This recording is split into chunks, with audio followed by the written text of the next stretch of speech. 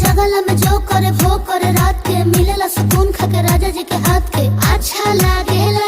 कमर ककरी से भइल काटा हराबा हो गलिया लागेला जान टमा डराबा हो गलिया लागेला जान टमा डराबा हो।